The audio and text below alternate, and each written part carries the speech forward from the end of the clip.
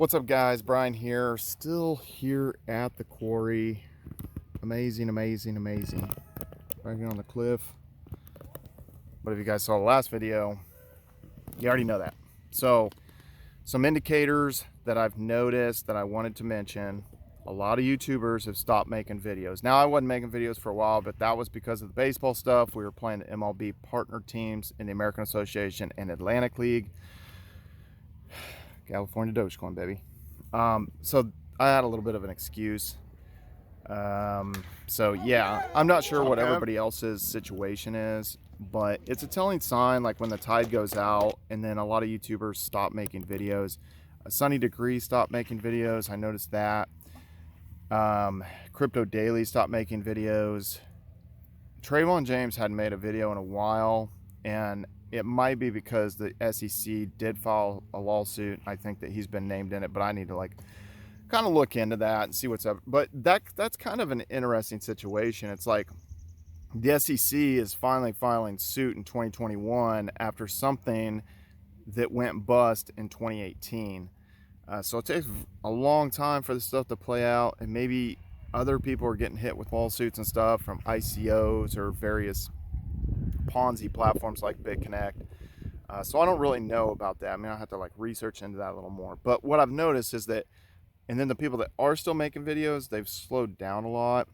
And there's not a benefit a lot of times to make videos when the tide goes out, because your views go down, and then you even start losing subscribers by just making videos, because people feel so kind of damaged by it that they don't want to see their notifications coming in that, hey, there's this video about crypto. They just feel like, I don't even want to think about this.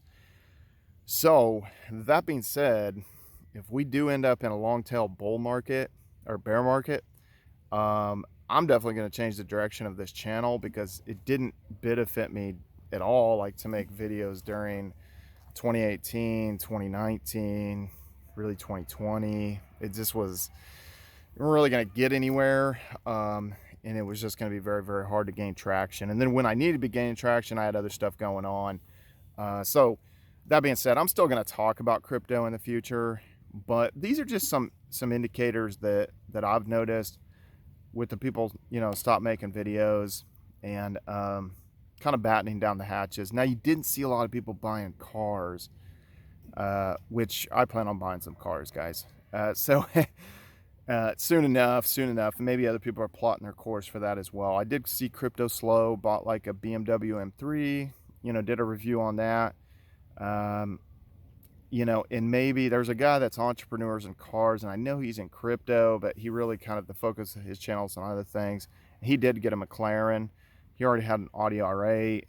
So these are indicators that I look out for. I kind of try to keep the pulse of the market, what people are doing, if people are kind of balling out, or people just kind of figuring there will be this secondary surge in the fourth quarter. We certainly need to be prepared for it, and we have to keep vigilant. But what I've noticed on the DeFi platforms, if I'm on it, looking at this stuff, it can be very arduous, and I feel like I've spent a bunch of time, and it's maybe I'll rack up an additional 150 or 200 bucks. Now, that can go a long ways in the future, and if you're always compounding things, that can really rack up. But at some point, you just want to be able to kick it and chill. And I'm already making what I consider to be a full-time income, just off of stable coins. So that being said, always the threat that the platforms are going to go down. It does wane on me, just mentally. And sometimes I just feel like kind of just getting it out, and it would be better off in cars or, just in experiences than it would be just in numbers on the screen that I don't really have control over per se. So I do think it is important that you guys get out and spend some money that you earned in crypto, whether that be trips, whether that be cars, whether that be a dirt bike, whether it's a side-by-side. I think it's very, very important that you do that, or it's all for nothing. So that being said, I don't know. I think that people need to evaluate that, because I've seen so many people never take earnings and just assume they kind of think almost like they're kind of tough, or they're they can take more pain than other people and stuff like that, and they never take profits, and at the end of the day, it just doesn't benefit them. And some people actually like really get very, very worried about the tax implications if they sell it, stuff like that. And I understand that. I think the best way to sort of, and again, this isn't tax advice or anything like that. Like, I'm not a tax expert, but I think that the people that went to Puerto Rico, that it didn't really benefit them as much as they hoped, because then you didn't have to pay capital gains, but it cost so much to move there, and they were on lockdown during this whole time, and it was more restrictive there and stuff. And then now it's like, well, you can take loans against your assets, just like taking a HELOC against your home. You can take a loan against your Bitcoins. So if this thing tanks really, really hard, I mean, essentially, I'm going to go back into that, but just even long-term holdings and stuff that I have. The thing that makes sense is maybe if I just move it to BlockFi and then I just take loans against it and I live off the loans, so I don't have to sell those.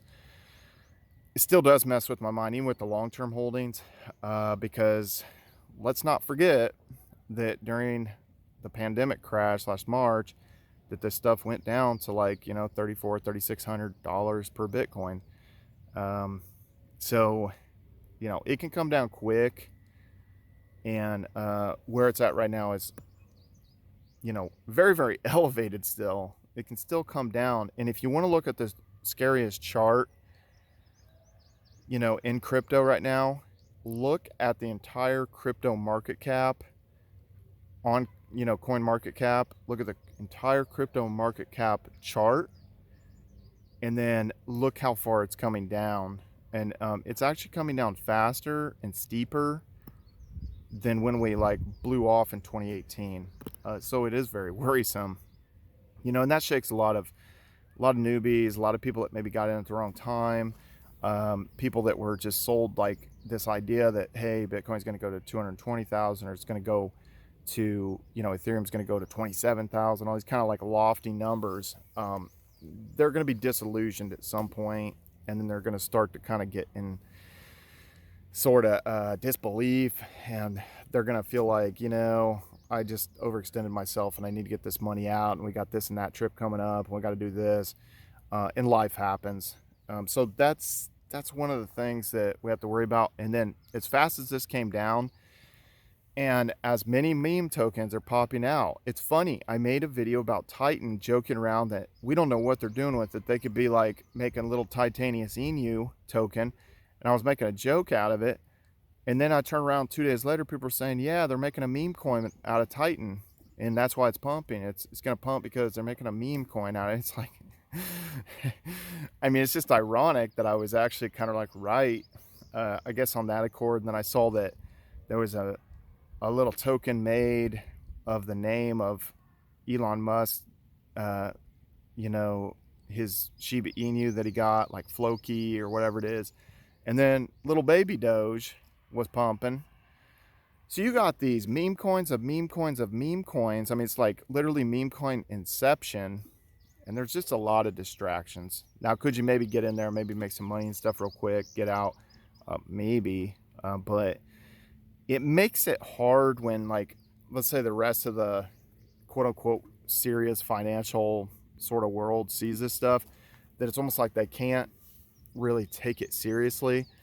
And they're like, well, where do we put our money? Because this whole play that we thought was going to play out a certain way, like on Bitcoin or Ethereum, didn't necessarily play out.